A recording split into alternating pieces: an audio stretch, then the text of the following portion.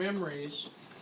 Um, you know, the other thing I can remember is with Mom doing all that cooking and then washing clothes. We didn't have an automatic washer, so we had a wringer washer and great big tubs of water, and I remember helping her rinsing out the clothes and going from one tub to the other, and then we'd go hang them outside. So that was the clothes, and I can remember how happy my mom was when we got an automatic washing machine. And I think I was 16 when that happened, and so she was very happy to get an automatic washing machine. We never had a dishwasher, so everybody would wash dishes. Mainly the women done the washing. My mom and my two sisters usually would do the washing of the dishes and stuff.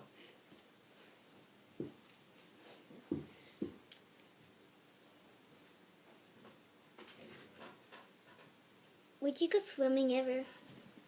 We had a creek that run through the farm, and we would go down there and play in the creek, and we thought that was really deep because it was up to our knees, and we'd have a good time playing down there, but I never did learn how to swim.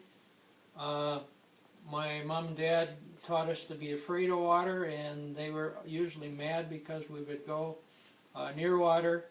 And one time, my brother Larry and I went water skiing on the Mississippi River with some friends.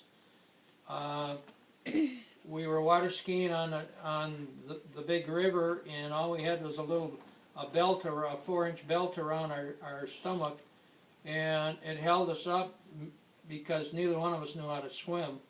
When we got home, Mom and Dad were so mad we were grounded for a week.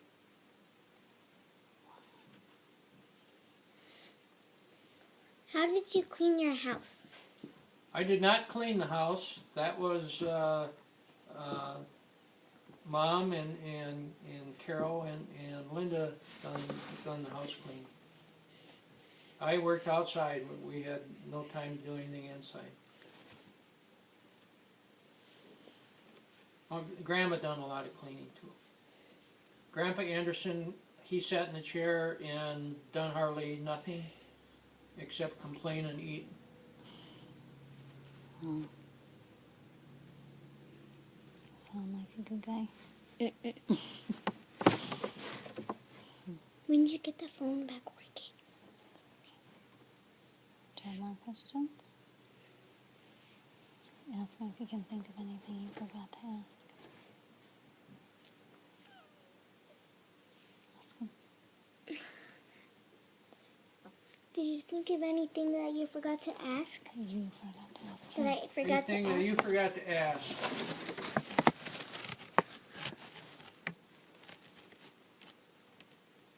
You didn't ask me if I skied. Did you? We had one long hill on the farm, and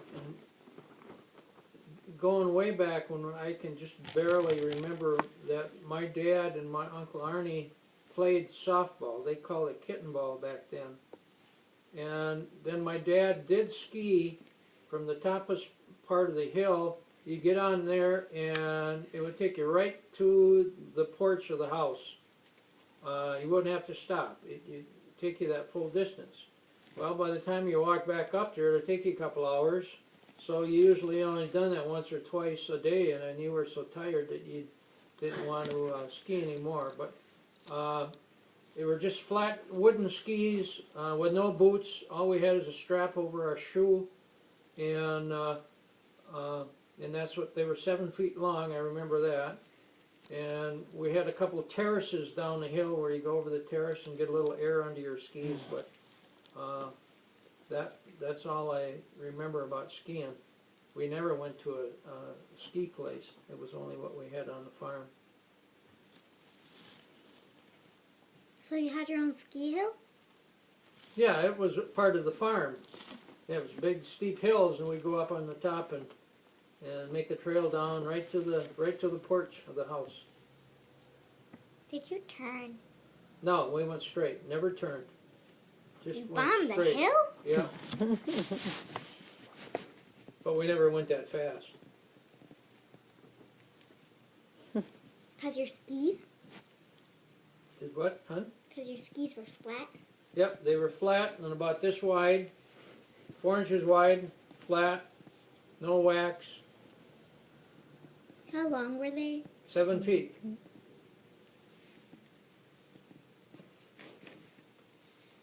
Anything else? How did you keep warm? How did we keep warm? By working. The coldest part was getting up in the morning, like I mentioned earlier. We would see our breath, and then we'd grab our clothes, and the only furnace we had was in the living room. And so we'd run in there, and I can remember one time leaning against the stove, and I got a little burn on my butt because it was so cold in the rest of the house. And so we had one fuel oil furnace in the living room, and that was it.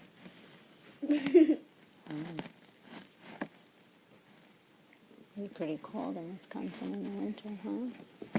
This time it's supposed to trap us in our doors. It's supposed to go all the way up our doors. We would, it's even hard to explain why we do this, but we would clean the manure out of the calf pins, which had a lot of straw in it, and we'd stack that around the house for insulation so the wind wouldn't blow in. And then in the spring we would haul it away. And then it produced a little bit of heat while it was around the house. And, well, I have to tell you a little story about, we'd have a portable corn crib, and under the corn crib we would usually have rats. I mean big rats. 8-10 inches long. And one year I can remember we had a rat terrier dog, and that little dog had grabbed that rat in the back of the neck and make its head snap, and then behind it, under this one corn crib, we found one hole, and so me and Larry, we took the garden hose and we put water in it, and we let one rat out at a time, and our dog would grab it and kill that one, and we let another one out and he'd grab it. We had 40 rats out of the hole before we were done.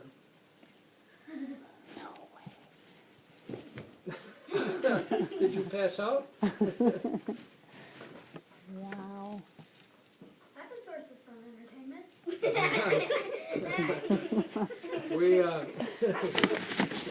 We didn't have rat poison back then like we do now. What? Yeah, we didn't have rat poison.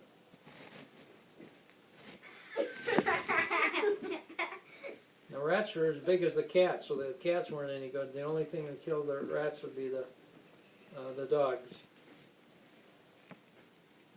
Oh. What happened when the dogs were around? What happened when the dogs weren't around? The rats done whatever they wanted. They would eat whatever they...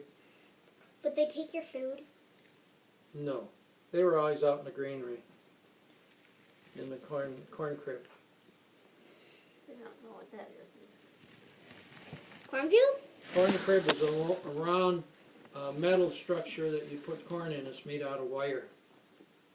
That's what we locked those boys in, inside that corn crib.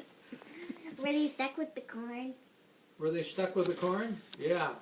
Too bad the rats didn't come out and see them. They were just stuck in the corn.